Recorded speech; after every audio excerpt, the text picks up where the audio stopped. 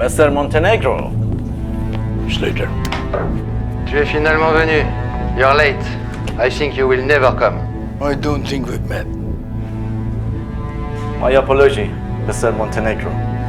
Meet one of my partner, Mr. Charles. He is the one expand to our business, Southeast Asia. Okay. Allons-y. I eat it when people seeking their time they are more important than me. Let's talk business. Yeah.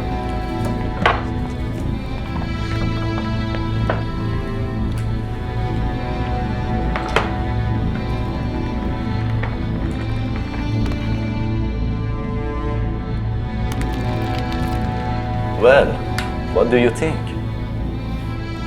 It's very good. Comment ça, good? Just good. It's our best product. Never you test this type of quality before in your life. What are you talking about? We'll take $500 million of this. Great. I can have ready by tomorrow. It's a deal. Wait. Are you sure of this, Tom? We talk about this. The Montenegro are very professional. I don't think so. I hear they lost a lot of money and drugs with a Korean businessman. How do you want I trust this type of people for selling my products in Asia? My son is going to be mayor soon. I alone will have control of the pier. The Manila Pier. We can be partners in our expansion. And take control of Southeast Asia. We will be unstoppable.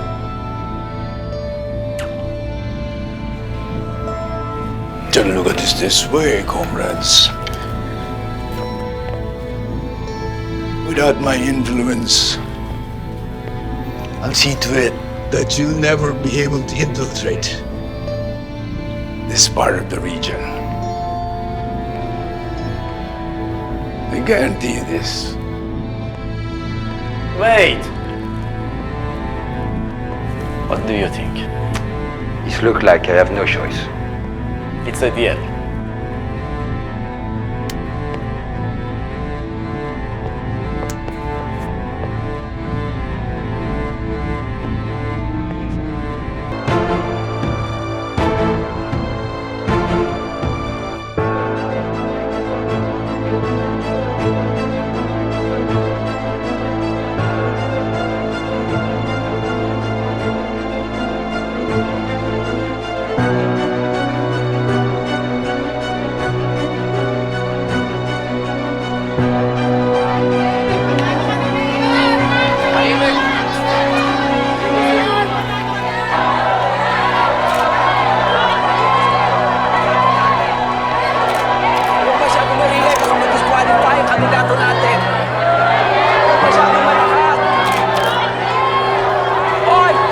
Sa atin ang alta sosyedad. Ayun na sila, oh.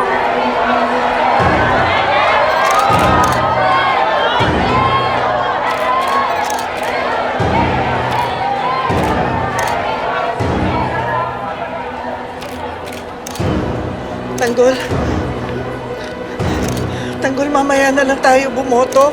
Ha? Mamaya na lang, ha? Baka magkagulo, eh.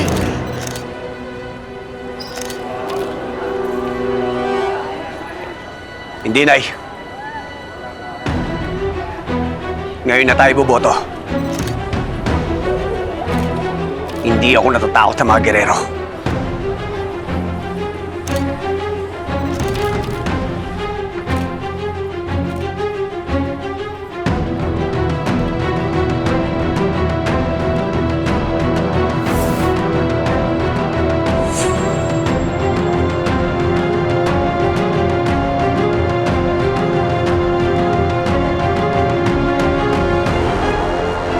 Tanggol! Prites!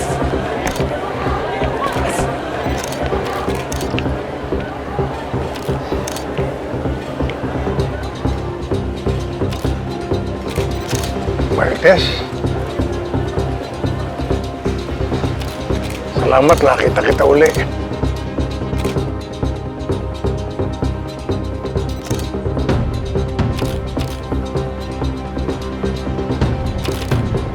Tanggol.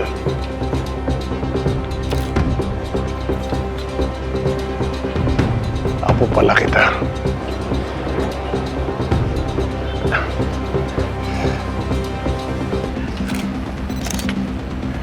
Kaya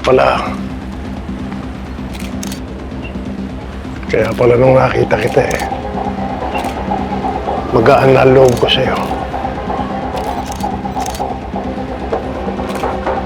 Kahit sino sa inyo ni Miguelitong mananalo, alam kong magiging magandang kalalagyan ng Maynila.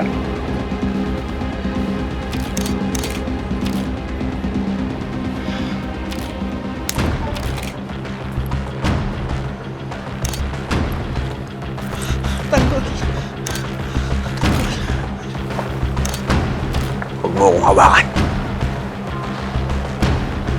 Hindi kita kadugo. Hindi tayo magkamag-anak. Kayo ang pumatay sa kapatid ko. At hindi ko kayo mapapatawad. Hold your tongue, Tanggol.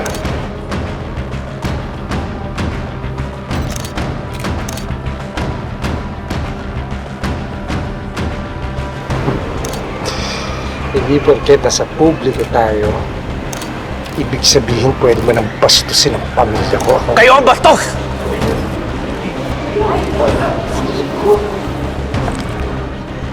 Mula nang pumasok kayo sa politika, binaboy niyo na ang buong Maynila.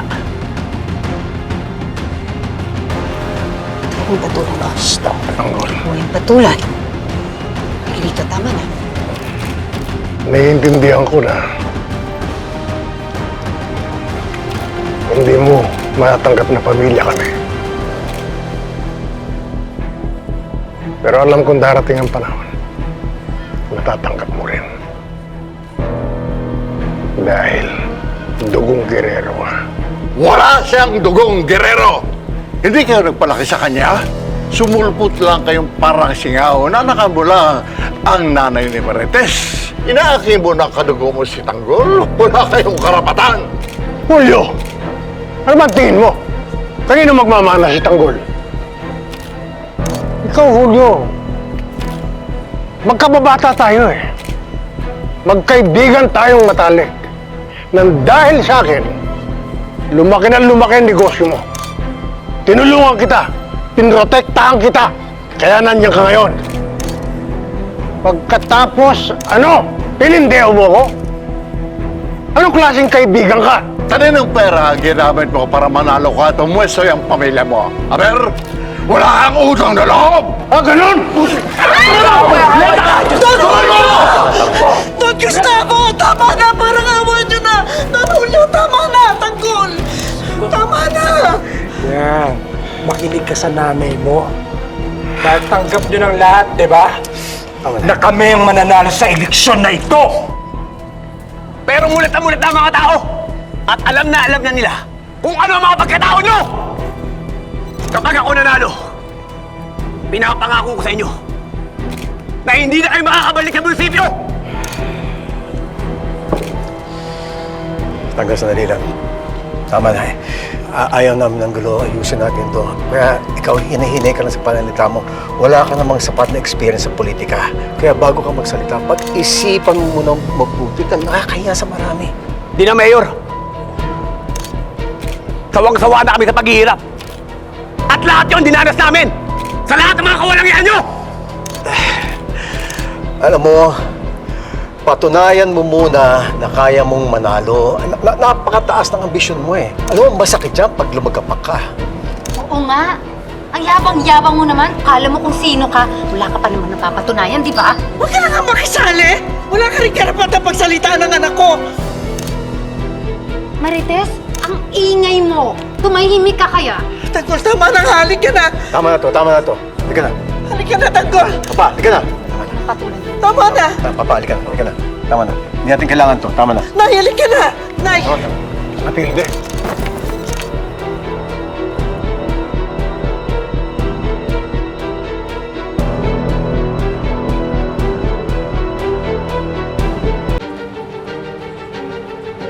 Ang tagal kitang hindi nakita.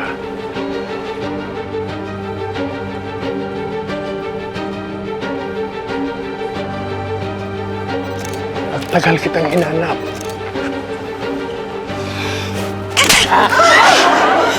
Hayop ka! Sinira mo ang buhay ko. Dinamay mo pati pamilya ko! Matilde, minahal kita.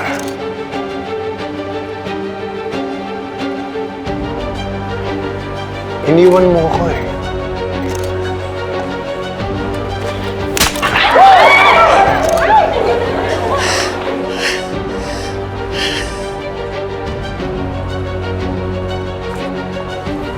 Pagkatapos natin bumoto, bumalik ka agad tayo sa ospital. Hindi pwedeng maiwan si Mama doon na mag-isa. Ariglato, Mayora.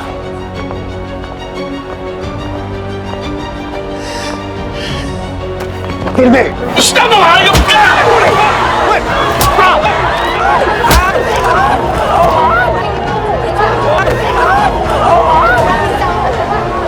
Ano nangyari dito? Bilisan mo na matulungan na ako ni Miguel Guerrero!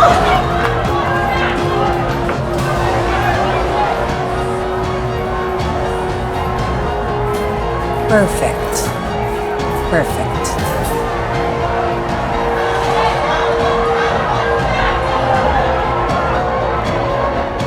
Ano? Ha? Ano?